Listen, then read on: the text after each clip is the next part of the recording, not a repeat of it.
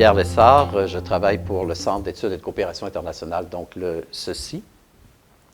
Alors, j'ai beaucoup d'années d'expérience dans les pays en développement, surtout en Afrique. J'y ai vécu pendant plusieurs années, mais travaillé aussi en Amérique latine et puis quelquefois en Asie.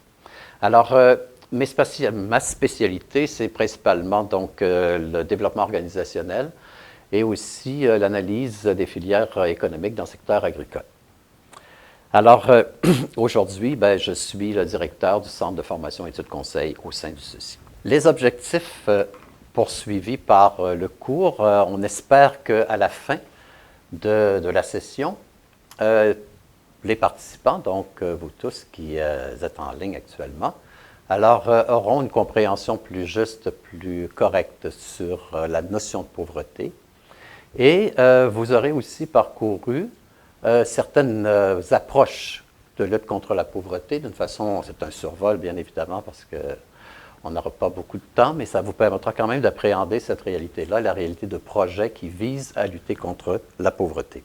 Nous allons vous proposer comme plan de cours en deux parties. D'abord, on va essayer de cerner ensemble certaines notions de la pauvreté, donc certaines définitions, et les causes qui sont internes et externes et qui permettraient donc d'expliquer d'une façon plus directe qu'est-ce qu'on entend et qu'est-ce qui a provoqué la pauvreté. Ensuite, donc, on va travailler ensemble à comprendre quelles sont les stratégies de lutte contre la pauvreté avec 4 approches de projets qui concernent entre autres le commerce équitable, que vous connaissez sûrement, la microfinance, que vous connaissez également, que vous avez entendu parler, qui existe depuis plusieurs années maintenant, et l'approche filière que vous connaissez moins, qui relève davantage d'une expérience du CECI dans le secteur agricole, principalement, et le développement économique local qu'on retrouve autant au Québec d'ailleurs que dans les pays en développement et qui repose essentiellement qui s'appuie sur des processus de décentralisation. Alors, nous vous proposons de réfléchir à la notion de pauvreté à partir de 2 définitions. Une définition qui est portée par la Banque mondiale, qui est une organisation à caractère économique, vous le savez, donc on peut s'attendre à ce que cette définition soit davantage à caractère économique. Alors, la notion de pauvreté, on est pauvre dans l'esprit de la Banque mondiale à partir du moment où on ne dispose que de 2 $ par jour.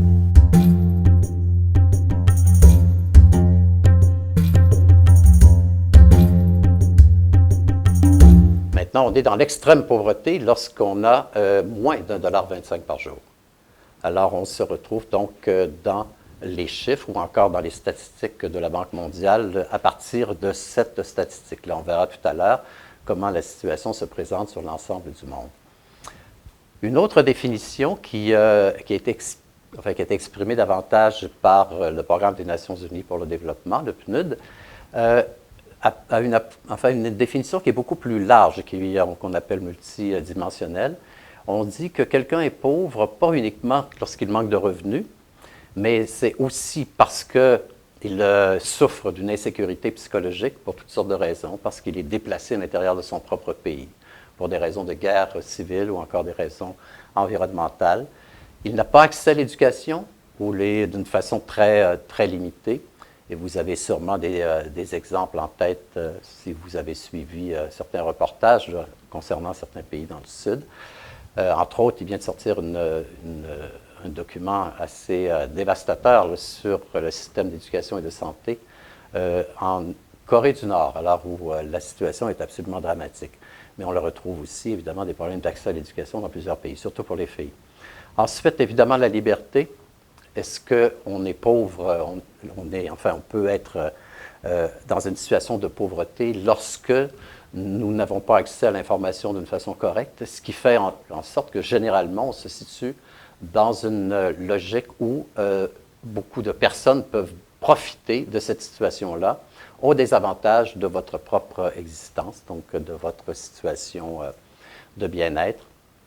L'appartenance à une communauté, des gens qui sont arrachés de leur propre communauté d'origine, pour toutes sortes de raisons encore, se retrouvent dans une situation de vulnérabilité qui occasionnent donc des situations d'appauvrissement. Alors, il y a l'ensemble de ces aspects qu'on appelle multidimensionnels, alors permettent d'avoir donc une définition qui est beaucoup plus large. Et récemment, tout à fait récemment, il y a un indice là, qui vient de sortir qui s'appelle l'indice de pauvreté multidimensionnelle, qui nous permet donc de mesurer de la même façon qu'on peut mesurer la pauvreté sur le plan économique comme proposé par la Banque mondiale, ce qui n'était pas le cas avant. Alors, ces deux indices-là, maintenant, nous permettent de pouvoir comparer les pays l'un à l'autre, mais selon des barèmes différents.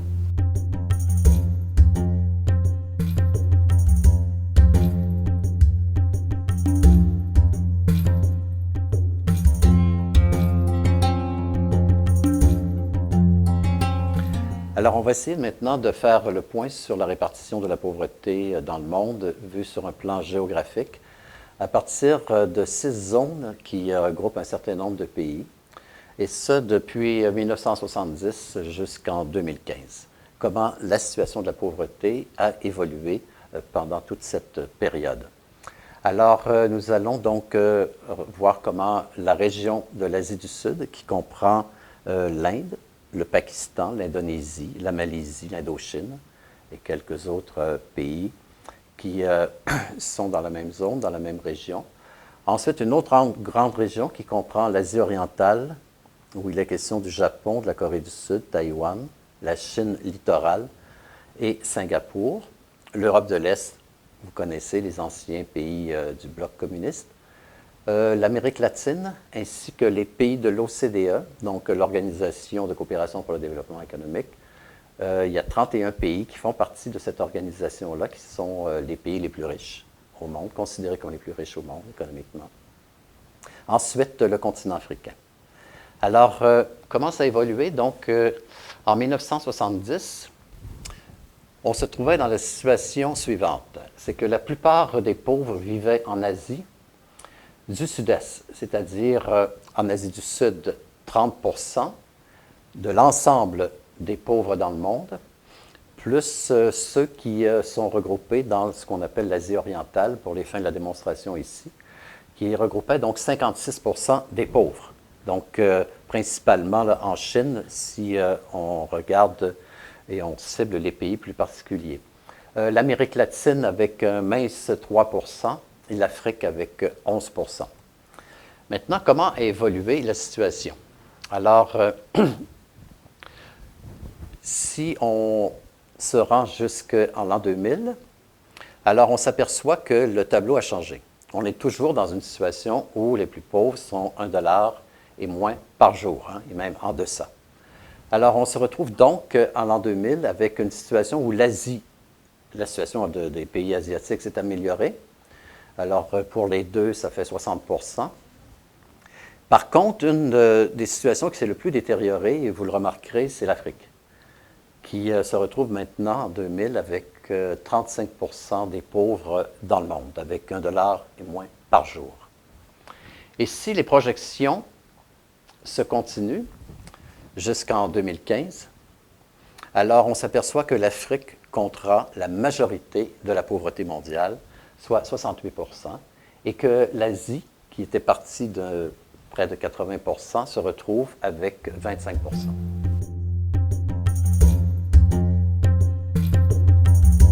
Bon, donc on vient de voir comment se distribue la pauvreté sur le plan géographique et la richesse sur le plan mondial. On peut se demander quelles sont les causes ou les principales causes. On ne fera pas ici l'analyse exhaustive et puis en profondeur de l'ensemble des causes externes et internes qui peuvent expliquer ces phénomènes de pauvreté, tant au niveau de la pauvreté en soi que de sa répartition.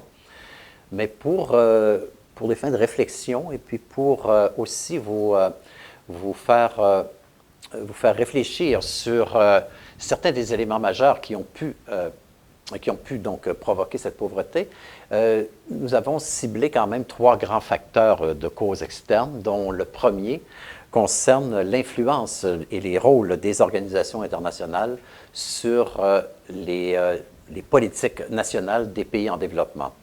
Et entre autres, le rôle de la Banque mondiale et du Fonds monétaire international, dont on a parlé au cours très légèrement, mais dont on a parlé quand même au premier cours.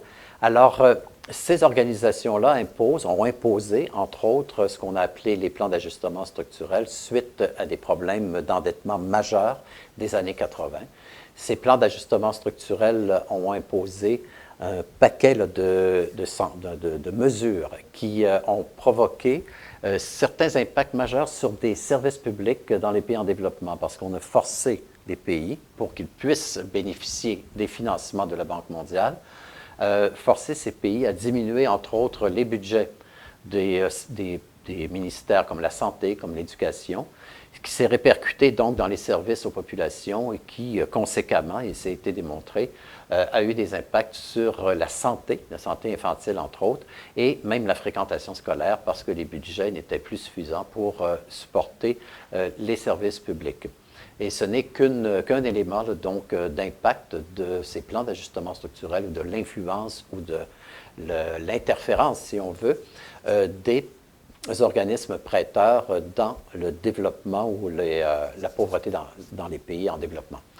Alors, deuxième point que j'aimerais que vous reteniez un peu, c'est que derrière les discussions à l'échelle mondiale, donc qui se veulent transparentes dans le cadre de l'Organisation mondiale du commerce, entre autres, alors où les pays riches prétendent qu'ils ont et qu'ils vont permettre donc une juste relation commerciale entre les pays, certains de ces pays continuent, par exemple dans le secteur agricole, à subventionner leur propre secteur, ce qui a pour effet direct alors d'influencer et de pénaliser les pays producteurs, entre autres de coton, en Afrique de l'Ouest, ou de d'autres productions agricoles, car les produits sont maintenus à des prix relativement bas que les pays producteurs des pays du Sud ne peuvent pas compétitionner. Alors, donc, les politiques commerciales internationales, dans le cadre des organismes internationaux, peuvent avoir des impacts directs sur les pays en développement. Il y a quelques exemples qu'on pourrait traiter ici. On a parlé, je peux faire référer au coton, entre autres, où il y a au-delà d'1 million de familles qui vivent du coton en Afrique de l'Ouest et qui ne peuvent plus concurrencer le coton américain, entre autres, qui est subventionné à hauteur d'environ 15 milliards par année. Maintenant, donc, le prix du coton a un niveau tellement bas que les producteurs africains ne peuvent plus produire ce coton et concurrencer donc la production américaine. Ensuite, un troisième point que j'aimerais qu'on puisse retenir comme étant peut-être un des facteurs externes importants, alors concerne ce qu'on a appelé la fracture numérique, mais plus que ça, dans le sens que la concentration des technologies d'information et de communication sont aux mains, et le contrôle sont aux mains des pays du Nord. Alors, en étant couverts et protégés par des brevets dont il est impossible de pouvoir contourner l'application. Alors, plus de 95-96% des investissements qui se font dans l'innovation, que ce soit dans les médicaments, la technologie et autres, alors sont faits par des pays du Nord, essentiellement les Américains, qui protègent leur production, donc de savoir, avec des brevets, et les pays du Sud peuvent à ce moment-là difficilement accéder sans payer évidemment les coûts qui sont liés à l'utilisation de cette technologie. Donc, il y a une concentration des technologies entre les mains des pays du Nord et qui induisent donc de l'appauvrissement ou des difficultés de positionnement pour les pays du Sud par rapport à accéder à cette technologie. Un exemple, entre autres, alors les organismes génétiquement modifiés que vous connaissez sûrement, vous avez entendu parler, avec la compagnie Monsanto, qui, à un moment donné, tente actuellement d'imposer l'utilisation de semences améliorées, alors qui ont été manipulées génétiquement. Alors, ces semences, lorsqu'elles sont utilisées, ne peuvent pas resservir parce qu'elles ne servent qu'une fois. C'est donc dire que les producteurs historiquement, les producteurs dans les pays en développement, mais comme dans nos pays également, qui utilisent ces semences-là, les plantes qui sont produites à partir de ces semences ne génèrent pas ou ne produisent pas de semences qu'on pourrait réutiliser pour d'autres périodes, d'autres sessions de production ou d'autres saisons de production. Alors là, il y a une dépendance qui s'installe parce que cette dépendance-là, c'est que dans l'année qui suit, le producteur est obligé d'accéder à des semences qui viennent de Monsanto et la dépendance s'installe et progressivement, les produits sont vendus de plus en plus cher, ce qui crée potentiellement un appauvrissement, donc de certaines des populations, principalement rurales, dans les pays du Sud. Alors, c'est un exemple, entre autres. Maintenant, on peut peut-être regarder d'une façon assez rapide quels seraient les facteurs internes qui provoquent ou qui peuvent maintenir les pays dans une certaine situation de pauvreté. Et encore là, il faut faire attention, c'est-à-dire chacun de ces facteurs-là ne sont pas une explication là, totale, mais permettent donc d'appréhender certains facteurs explicatifs qui provoquent ou qui maintiennent certains des pays dans la situation de pauvreté. Et surtout, lorsqu'on se réfère à ce qu'on disait tout à l'heure, avec une répartition de plus en plus inégalitaire des revenus à l'échelle de la planète. Alors, au niveau des pays, il y a un problème de croissance beaucoup de pays en voie de développement, de croissance intérieure, croissance économique, qui est inférieure à une croissance démographique galopante. Alors, on sait qu'ici, notre croissance démographique est très limitée. On ne peut pas reproduire notre population sans un apport de migration ou de migrants. Mais dans les pays en développement, on parle facilement là, de taux de croissance démographique de 2,8-2,9 %. Alors, il y a des taux de croissance économique qui sont parfois et souvent inférieurs.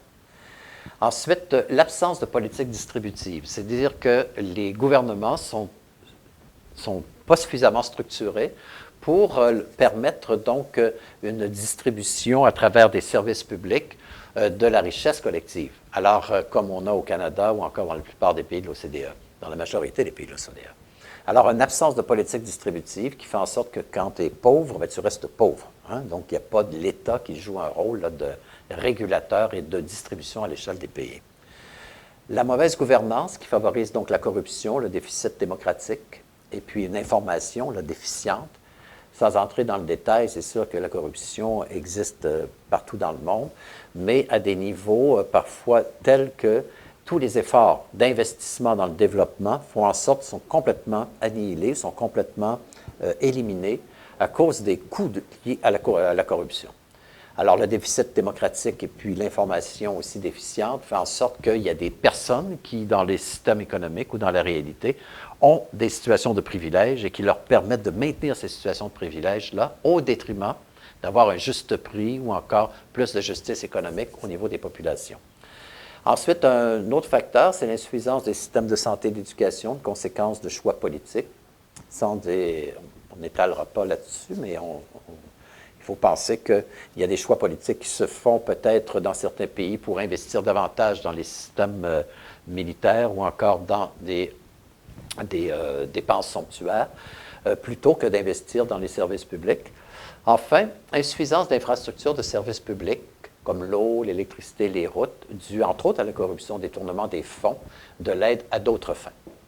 Voilà à peu près, là, et puis on pourrait y réfléchir chacun pour soi pour essayer de trouver de quelle façon ces facteurs-là peuvent avoir des impacts négatifs pour les personnes, hein, donc qui sont dans une situation de pauvreté, pour les maintenir là et puis difficilement les en faire sortir. Voilà. Bon, on peut quand même identifier certains aspects positifs, là, malgré les causes internes et externes qui ont peut-être accentué ou provoqué ou qui entretiennent une situation de pauvreté dans les pays en développement. On peut mentionner, à titre illustratif, le taux de mortalité infantile qui a chuté de 107 pour 1000 en 1970 à 65 en 2008. On peut mentionner également l'espérance de vie qui, de 1970 à 2008, est passée de 50 à 66 ans, et ce, malgré le sida. Hein. Donc, il faut comprendre qu'il y a eu un impact majeur de cette maladie là, à peu près partout dans les pays en développement. Comme troisième exemple, on peut mentionner que la ration par habitant était de 2000 kilocalories par jour en 1960. Et puis, en 2007, elle a atteint 3200, ce qui est suffisant en général pour assurer le nécessaire par habitant pour une journée. Alors, nous venons de terminer, faire le tour un peu de la notion de pauvreté et aussi les causes qui seraient internes et externes là, qui auraient influencé cette pauvreté, le développement ou le maintien de cette pauvreté dans le monde. L'autre section concerne davantage certaines approches qui visent à lutter contre cette pauvreté, donc à améliorer la situation de bien-être des personnes dans les pays en développement. Alors, on va traiter comme première approche le commerce équitable, dont vous connaissez sûrement l'appellation, et aussi l'application dans notre quotidien.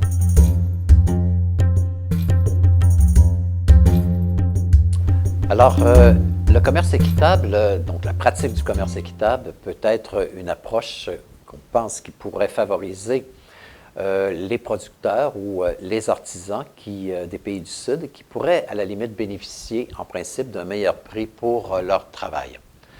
Alors, comment ça se passe? C'est que lorsqu'on parle de commerce équitable, on vise d'abord à payer ce qu'on appelle un juste prix aux producteurs des pays en développement. Ce juste prix doit lui permettre en principe d'avoir au minimum de bien-être pour lui-même et sa famille dans son pays.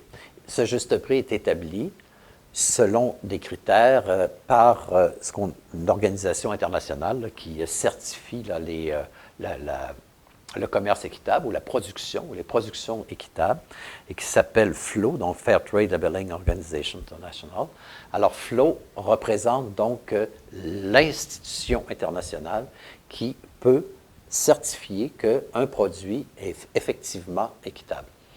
Mais pour que ce produit soit effectivement équitable, il doit d'abord et avant tout générer un juste prix pour les producteurs ou les artisans du tiers-monde. Mais toujours, ce juste prix restera toujours un peu problématique à établir. Ensuite, lorsqu'on parle de commerce équitable et on veut le pratiquer, on va tenter de faire en sorte d'éliminer les intermédiaires qui sont inutiles dans la filière, alors qui ne font qu'alourdir ou aller chercher des revenus qui ne sont pas nécessairement équitables, dans ce sens qu'ils ne font qu'alourdir et pénaliser les producteurs ou les artisans en amont, en allant chercher donc une part de la structure des coûts qui est indue, qui n'est pas directement efficace là, pour le fonctionnement de la filière. Alors, pour rapprocher le producteur le plus possible, à travers son organisation, une organisation coopérative ou autre, ou associative, le plus possible des professionnels ou des autres acteurs de la filière qui sont, eux, directement utiles. Donc, le commerce équitable n'a pas le choix que de passer également à travers des professionnels qui sont le plus souvent incontournables. On ne peut pas remplacer un transporteur de containers. Alors, s'il y a du café, ce bateau-là est un bateau qui est géré par un armateur, et on ne peut pas imaginer ou très difficilement que des petites coopératives de producteurs perdues dans le nord-est du Guatemala vont se payer un bateau pour l'apporter ici. Alors, il y a les assurances aussi, il y a les transitaires, enfin, il y a une série d'intermédiaires qui sont incontournables. Alors, le commerce équitable doit tenir compte de cette réalité, mais tout en ayant essayé d'éliminer des intermédiaires là, qui sont en surplus ou inutiles dans la filière. Ensuite, il doit exister ici, donc dans les pays du Nord, un réseau de distribution pour ces produits. Un réseau de distribution qui va faire la promotion des produits équitables d'une façon claire, sans ambiguïté, et que le consommateur pourra fréquenter là, à toute connaissance de cause. Et que ces réseaux de distribution doivent être appuyés par des campagnes promotionnelles qui vont favoriser ou qui vont encourager la consommation responsable. Alors, la consommation responsable, il y a quand même certains éléments là, qui sont à considérer. C'est qu'il y a une limite à cette consommation-là si les prix sont plus élevés. Et il est normal que tout en ayant comme bonne volonté là, de consommer un produit équitable, alors les gens qui le consomment sont en général un maximum de 7 à 8 % de la population dans plusieurs pays, après plusieurs années d'expérience de commerce équitable. Parce que le prix restera toujours le facteur primordial et pour arbitrer le choix d'un produit ou l'autre. Et il est très difficile pour le commerce équitable, si on donne ou on assure un prix élevé ou plus élevé pour le producteur ou l'artisan en amont, d'assurer au niveau du consommateur un prix qui soit moins élevé que d'autres productions ou d'autres produits qui ne sont pas équitables.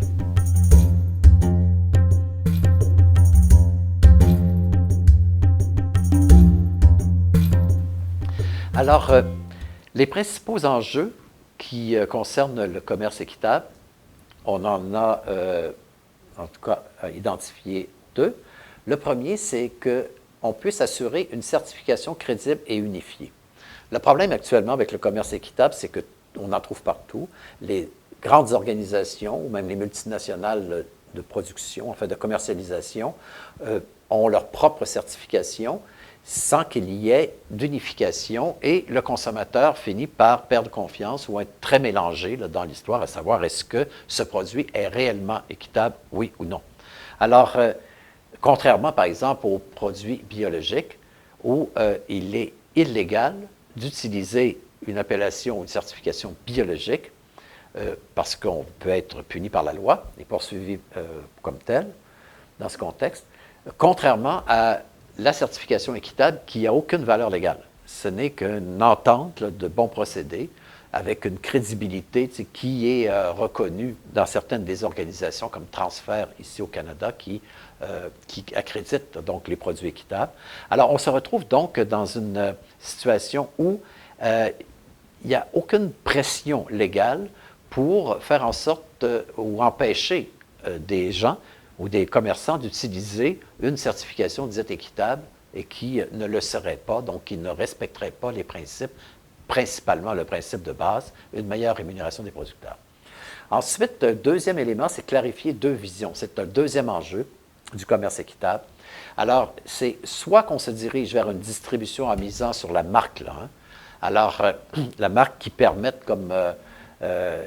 vraiment de pouvoir labelliser, donc un label d'un produit, et qui permet donc de pouvoir occuper les grandes surfaces et puis faire la promotion de ces produits d'une façon très dynamique et très correcte, là, mais avec une dimension très commerçante classique, je dirais un peu plus conservatrice, un peu plus traditionnelle.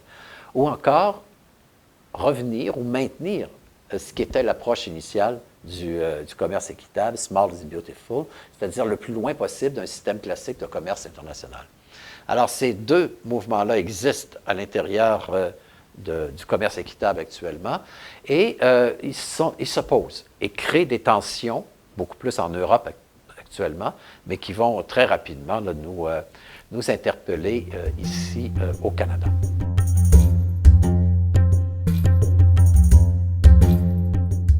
Bon, comme deuxième approche économique de lutte contre la pauvreté, qui est très connue hein, dans le monde et qui existe aussi au Canada actuellement, et peut-être parmi vous, certains sont au courant. Alors, on parle du microcrédit.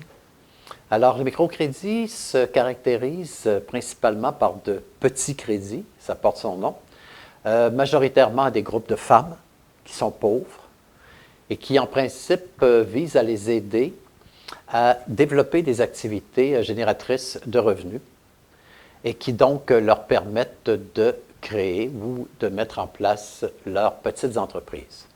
Alors, on voit qu'à travers cet investissement-là ou ce crédit, les femmes, il y a des hommes aussi, là, mais essentiellement et majoritairement des femmes, alors développent du revenu et des revenus supplémentaires qui leur permettent progressivement, en principe, de sortir de la pauvreté. Deuxième élément de présentation là, du microcrédit, alors qui existe depuis, enfin les premières expériences ont été réalisées de la fin des années 70, mais connues principalement dans les débuts des années 80, suite à la création du concept par M. Mohamed Yunus, qui est le prix Nobel de la paix, qui a obtenu le prix Nobel de la paix en 2006. Alors, M. Mohamed Yunus vient du Bangladesh et a créé la Grameen Bank, que vous avez peut-être dont vous avez peut-être entendu parler, et qui est vraiment à l'origine de l'ensemble du concept et de la vague d'expérience en microcrédit.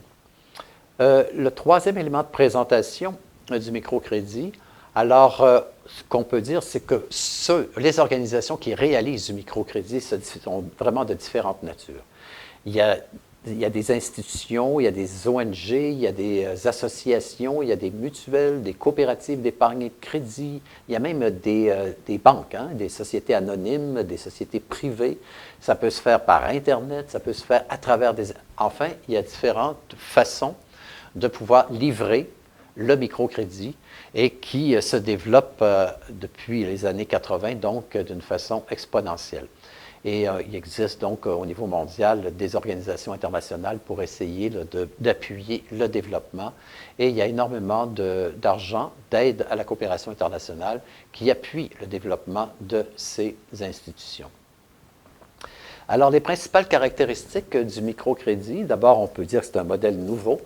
Et ce qui le caractérise, c'est qu'on commence par le crédit au lieu de commencer par l'épargne. Historiquement, et l'exemple de Desjardins est un exemple que vous connaissez bien.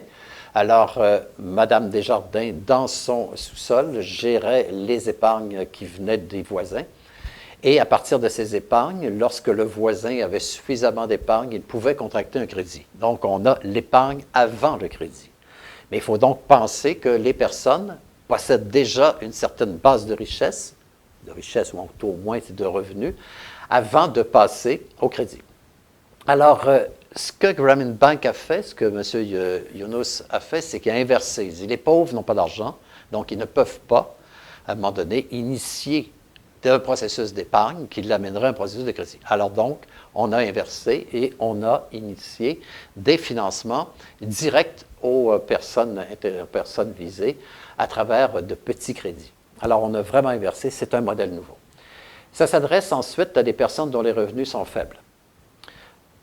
Et là, il y a quelque chose, ils sont faibles, mais ils ne sont pas complètement nuls. Donc, ce n'est pas les plus pauvres parmi les plus pauvres. C'est sûrement des pauvres avec moins d'$1 par jour, mais qui ont de très petits revenus et qui n'ont pas accès au réseau bancaire traditionnel ou conventionnel parce que n'ayant pas de garantie, soit de garantie pour nantir leur crédit, ou encore des documents d'identification, des dépôts minimums, etc. Donc, ils ne peuvent pas remplir les conditions qui sont exigées par les institutions financières classiques. Le microcrédit est caractérisé également, et ça choque souvent, en un premier temps, lorsqu'on analyse pas en profondeur le par des taux d'intérêt très élevés. Alors, on trouve que ce sont des taux d'intérêt élevés parce qu'en général, ils sont nécessairement plus élevés que les taux d'intérêt officiels, moins élevés que les taux usuraires, mais quand même élevés. Ça peut être de 18 à 34-35 %, mais qui répondent à un besoin précis. Et les coûts de livraison de ce crédit sont tellement élevés que le taux est normalement à ce niveau-là, il correspond bien donc à la réalité des prix. Alors, il y a quand même certaines critiques là, qui proviennent là, de certaines analyses en microcrédit. Il y a du microcrédit actuellement tel qu'il se pratique. Alors, le microcrédit a tendance à créer une dynamique d'endettement parce que ce n'est pas évident de créer de la richesse avec le petit crédit là, qui est consenti, parce que tous les pauvres ne sont pas des entrepreneurs. Alors, on se retrouve dans des situations où, parfois, le petit crédit n'a pas donné ce qu'il devait donner en termes d'accroissement des revenus, mais on doit quand même le rembourser. Et il y a une question d'honneur et puis de fierté qui, avec la pression, ce qu'on appelle la caution solidaire, la pression des pairs ou des populations ou des gens qui sont autour, qui force les gens à rembourser. Mais là, et les gens remboursent, mais ils sont obligés parfois de s'endetter ailleurs, d'aller chercher d'autres crédits. Et à la limite, ça a provoqué certaines situations très dramatiques, donc des suicides là, qui ont été recensés, entre autres en Inde. Mais donc, cette dynamique d'endettement est sous-jacente aussi au microcrédit. Il faut être très prudent. Un autre point, selon certains, c'est que 1 % des institutions du microcrédit arrivent à peine à faire leur équilibre financier. C'est donc dire qu'ils seront constamment dépendante d'apports financiers externes. Alors, l'institutionnalisation, pour dire qu'elles s'autosuffisent et qu'elles puissent faire leurs frais, est pratiquement impossible à réaliser. Alors, c'est une critique importante. Alors, cette dépendance permanente là, qui force donc ces institutions-là à se maintenir avec des subventions externes. Alors, ne s'adresse pas nécessairement aux pauvres, comme on disait tout à l'heure, dans ce sens qu'il faut quand même avoir un minimum de revenus. Et puis, les pauvres parmi les pauvres ne peuvent pas y accéder. Et puis, on observe la privatisation de certaines institutions de microcrédit.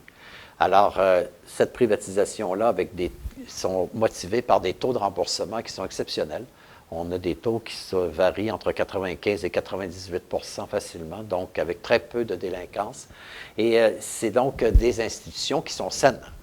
Alors, il y a certains investisseurs qui trouvent intérêt financier à investir avec du capital de risque, donc dans des institutions microfinance qui remboursent donc ces investisseurs-là avec, évidemment, les intérêts remboursés par les pauvres. Alors, c'est comme si on était en train de ponctionner les pays du Sud pour rémunérer certains investissements qui proviendraient des pays du Nord.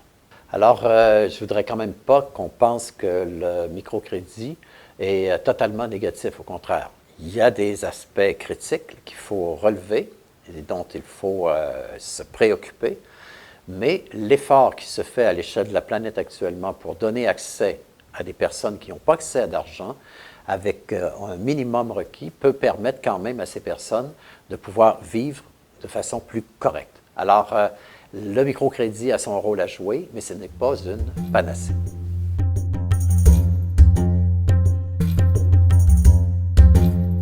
Bon, alors on va aborder maintenant troisième approche de programme ou de projet qui tente de lutter contre la pauvreté. On appelle l'approche filière, qui est mise de l'avant, qui est préconisée beaucoup par le CECI, mais par d'autres organisations également. Nous ne sommes pas les seuls, au contraire.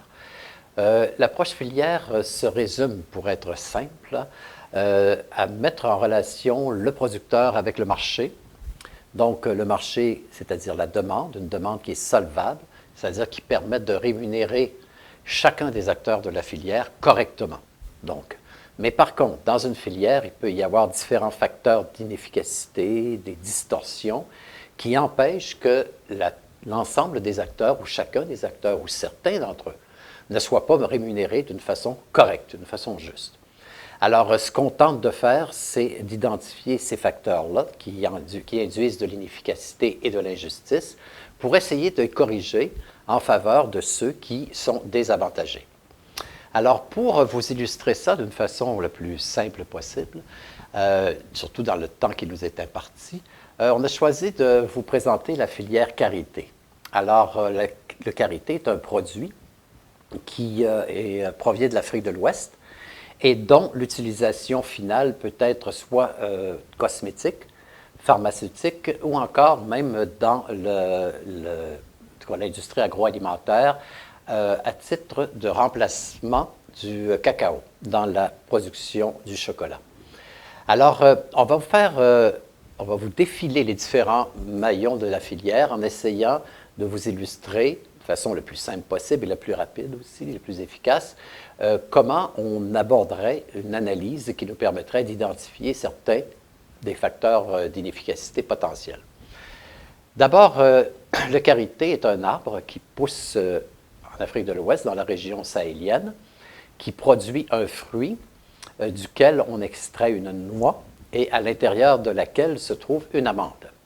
Alors, vous imaginez bien que ce qui intéresse l'industrie, c'est essentiellement ce qu'on peut extraire de cette amande. Il y a une huile qui nous permet donc de la transformer et de l'utiliser aux différentes fins que je vous exprimais tout à l'heure. Donc, l'arbre pousse et puis on cueille les noix qui tombent d'une façon normale, donc naturelle, et qui sont cueillies en général le matin lorsque les femmes et les enfants s'en vont au champ.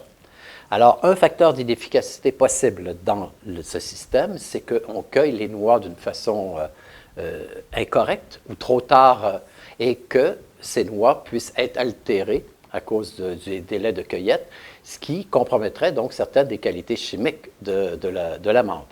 Alors, on essaierait, si tel était le cas, d'induire ou de former les gens pour qu'ils puissent, de façon la plus efficace possible, cueillir à un bon moment, c'est-à-dire au moment clé, les amandes ou les noix, c'est-à-dire pour qu'elles ne soient pas altérées par des délais trop longs. Alors, on avance dans la filière et la prochaine étape, c'est que les gens vont entreposer ces noix-là parce que ça se passe en général pendant la période où ils sont au champ.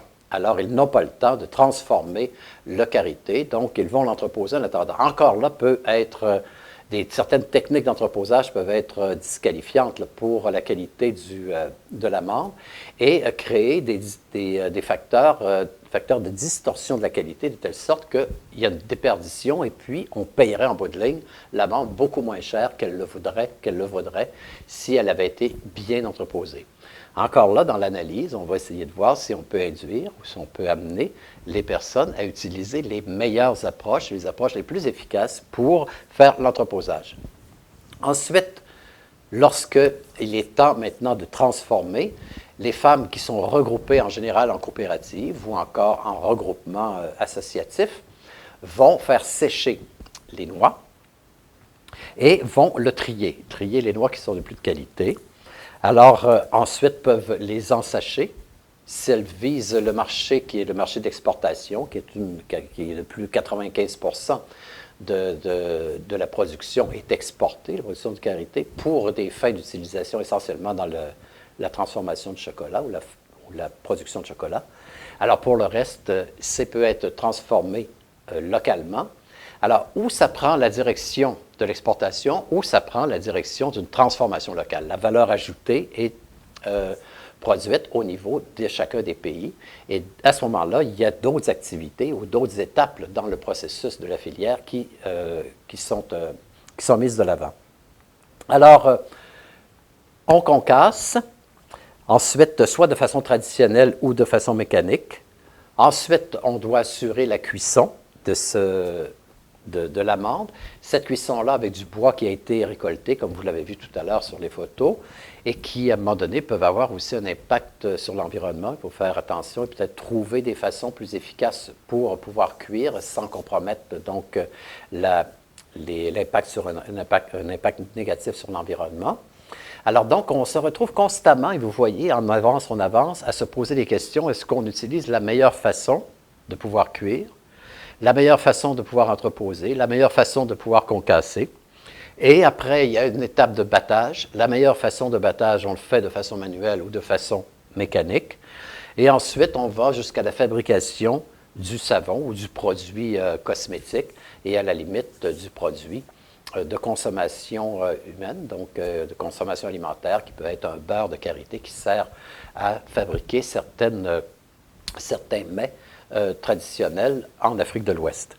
Et tout ça sous la gestion d'une coopérative ou d'une association des femmes. Alors, ce qu'il faut retenir, c'est que l'analyse fine de chacun des maillons, c'est-à-dire de chaque fois que le produit change de main, alors il s'en va par exemple de la productrice jusqu'à la consommatrice, c'est-à-dire qu'un acheteur ou de l'acheteur jusqu'au consommateur change de main, il peut y avoir à ce moment-là un mauvais prix ou encore des facteurs de distorsion qui induisent de l'inefficacité, de l'iniquité dans la transaction marchande. Ou encore qu'elle change de nature. Quand le produit doit être cuit et puis on utilise du bois, c'est peut-être une façon moins efficace pour transformer ça de telle manière que la rémunération des productrices soit plus correcte, soit plus intéressante pour elles et moins pénalisante aussi pour l'environnement. Alors, l'idée, c'est de vraiment voir qu'à chacun des maillons, on fait cette analyse-là et ce qui nous permet d'apporter certaines solutions qui vont améliorer l'efficacité de cette filière et, en bout de ligne, la rémunération des productrices et de chacun des acteurs de cette filière.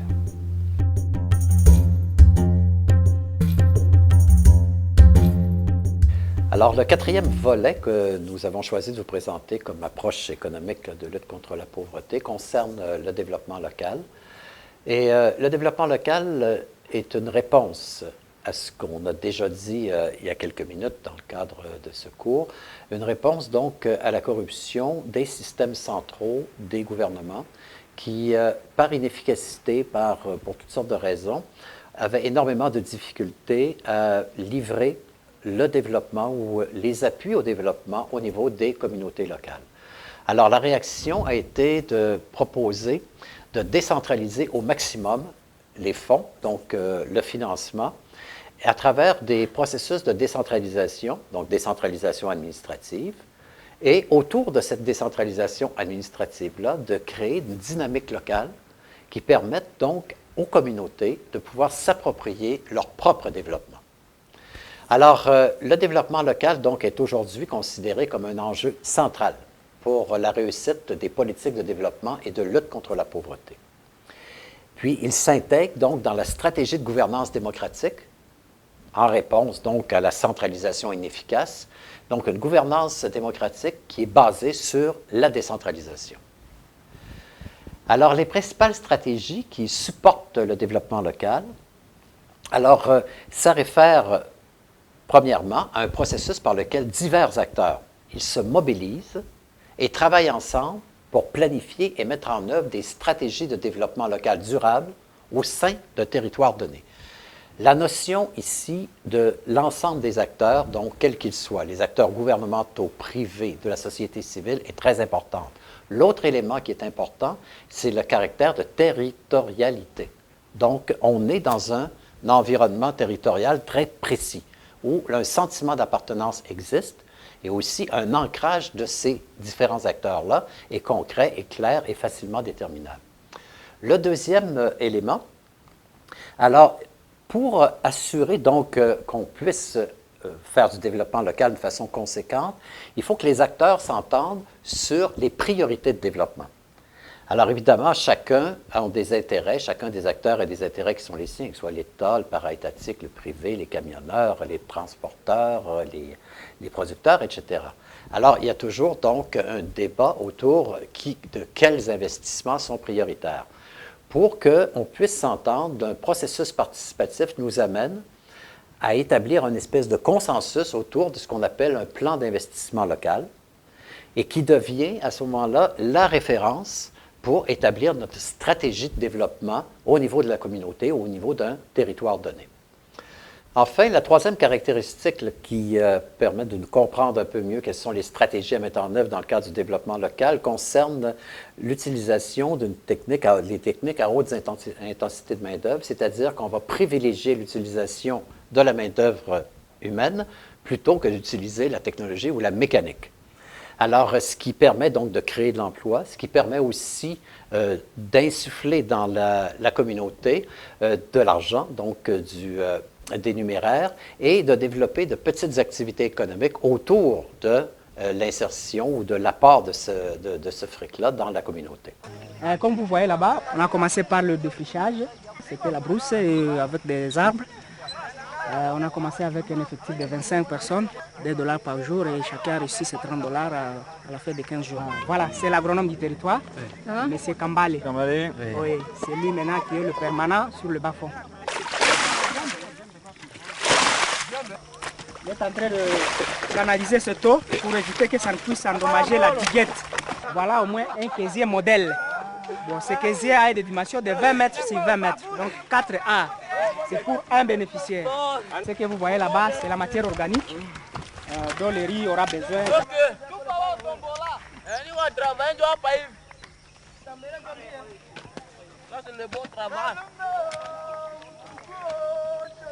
Bon, les femmes là, ce sont des retournées du Kivu. Elles étaient déplacées à la suite des guerres entre miliciens et Kosovo. On va leur donner des semences et ils vont s'aimer avec les autres et le rendement va leur revenir. Et avec l'argent qu'elles vont gagner, qu'est-ce qu'elles vont faire? Alors, ce qu'il faut bien comprendre que les stratégies de développement économique local ont quand même certaines limites. Alors, un des enjeux principaux est de pouvoir faire le lien avec la région, avec l'ensemble du pays. Donc, il y a une intégration nationale. Alors, si on développe cette stratégie-là à outrance, on va se retrouver avec une multitude de petits plans de développement locaux qui n'auront pas donc de vision beaucoup plus large, soit régionale ou soit nationale. Donc, il y a un enjeu là de pouvoir intégrer les approches de développement local dans une approche plus nationale.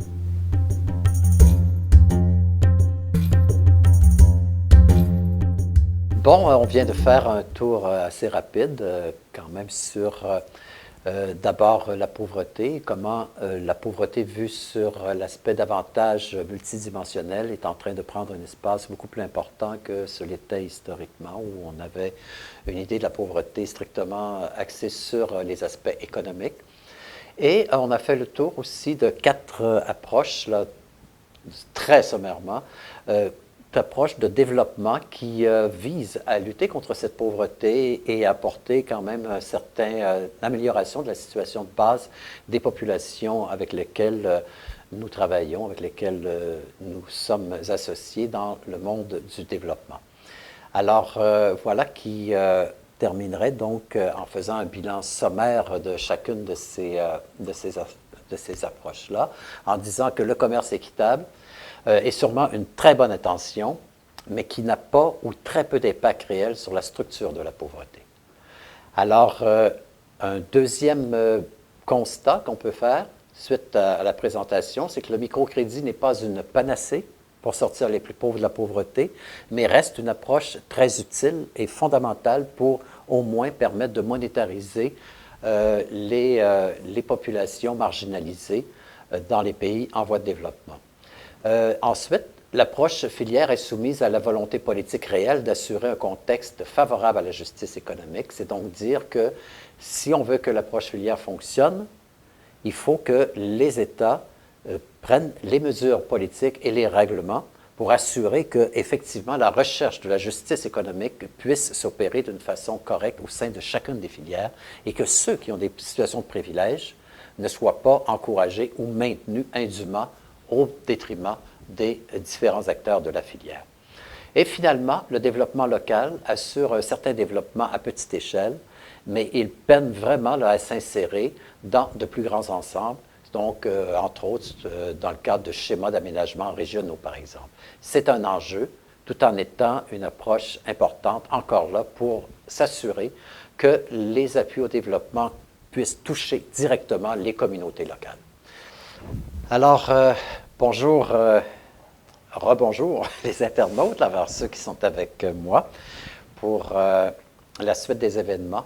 Alors, comme vous savez, donc, on aura une session ensemble qui aura comme, en tout cas, comme objectif de pouvoir partager, entre autres, sur des réflexions que vous aurez faites par vous-même au cours des prochains jours et qui nous permettront donc de discuter, d'échanger ensemble autour de ce que vous avez retenu, ce que vous avez moins retenu, ce que vous avez aimé ou non, mais entre autres autour de questions que j'aimerais bien que vous vous posiez.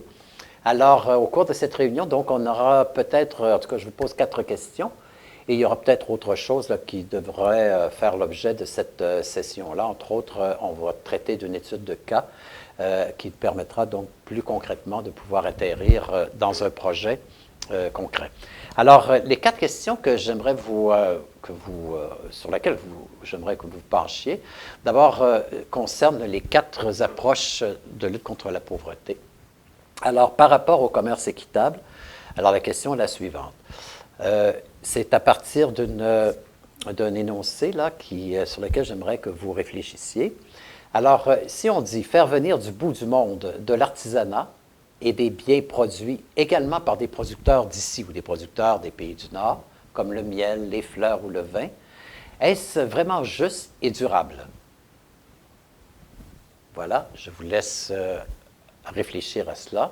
Il y a potentiellement donc une compétition entre les producteurs du Nord et les producteurs du Sud et qui, à un moment donné, peut, d'une façon ou d'une autre, revendiquer là, une approche plus juste qu'une autre. Deuxième question, concernant le microcrédit.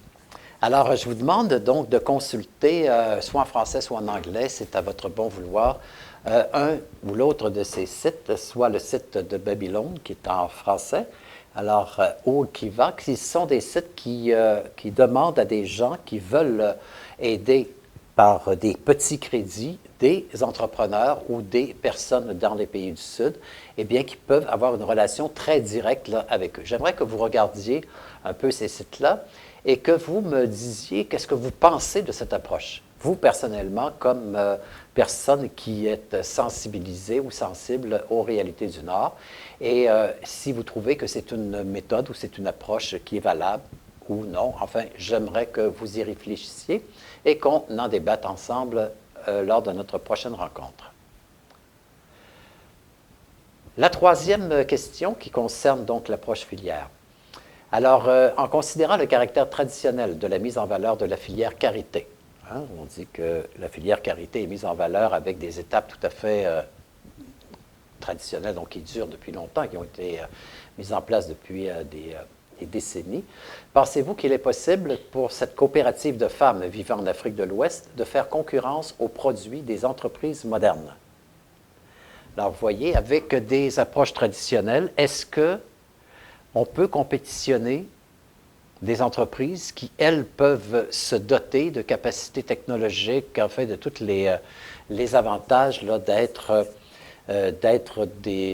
avec un capital, avec des ressources financières, des ressources de compétences, etc. Est-ce qu'il y a une compétition possible? Est-ce qu'elles peuvent s'insérer dans le marché, réellement?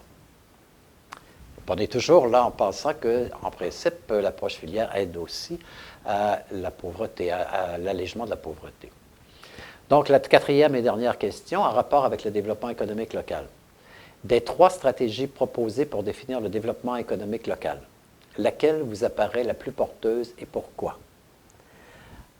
Alors, vous regardez, vous retournez là dans le cours et vous essayez d'argumenter pour celle qui vous apparaît la plus porteuse. OK, alors on se donne donc rendez-vous dans quelques jours. Merci beaucoup et puis au plaisir de vous revoir.